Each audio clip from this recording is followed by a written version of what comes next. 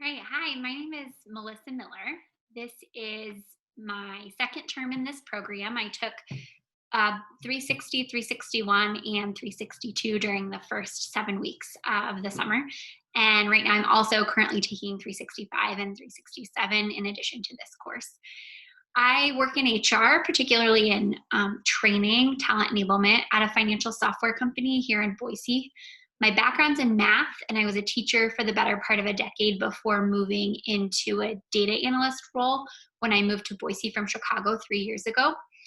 Coming into this program, I thought that UX designers and researchers primarily worked for software companies or companies that produced other products. So I'm excited to learn more about how there's a number of other fields that this work can apply to, um, that can potentially be a little bit more meaningful and fulfilling lines of work. So, a little bit more about me. I am originally from Des Moines, Iowa. I've lived in Texas for a number of years here and there. I went to college in Colorado and I started my teaching career in California before heading back to Chicago and then moving here, which we're hoping is a pretty permanent move. So in my free time, I do ceramics, I read. Lately, I've been doing a lot of yard work and taking my new puppy Simon on adventures in the foothills. So I'm sharing a couple of things here.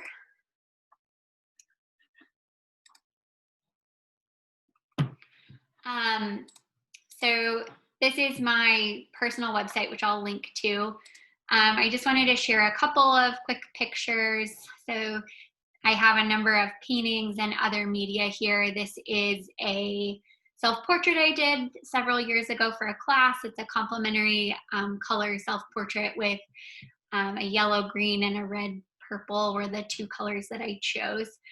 And I also just wanted to point out, I said I did a lot of ceramics. So these are a little bit outdated, but these are some examples of my ceramics. I have a couple of other media on here, and this website was mainly for my lesson plans. So I have examples of some of the lesson plans I used in elementary grades here. Um, there's a variety of things I'll link to here.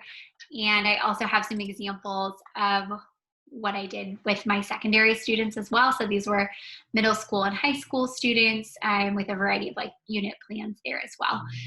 So feel free to look at those. And I also, like I mentioned, taught math for a long time. So I have a separate website for teaching math, and I'll link that there. So go back here. Whoops.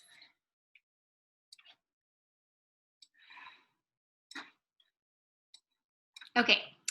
Um, the two forms of communication that I use the most are likely email and phone calls.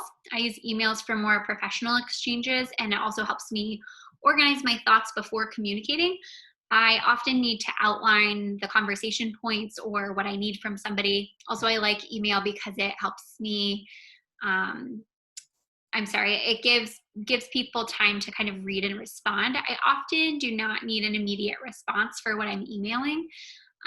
So that's a little bit different than a phone call. However, I do prefer having a lot of phone calls over other forms of communication because I find it easier to just have a conversation instead of the back and forth of an email.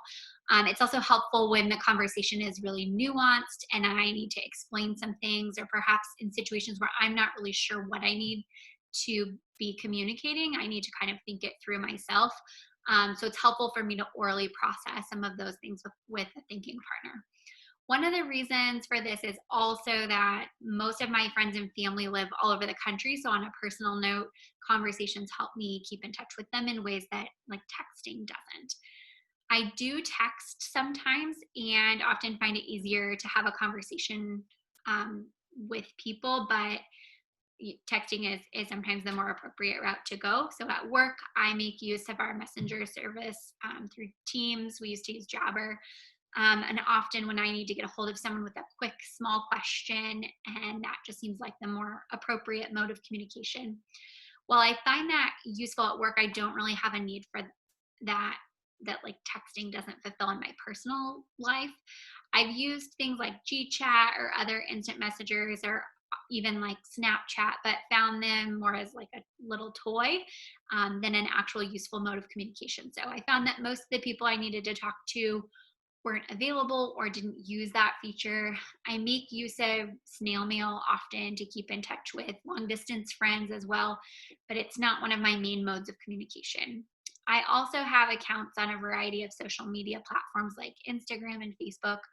While I occasionally get messages from people on that platform, I don't often use it unless I have to. So, for instance, I've been busy both buying and selling some items on Facebook Marketplace, and I have no choice but to use the Messenger app.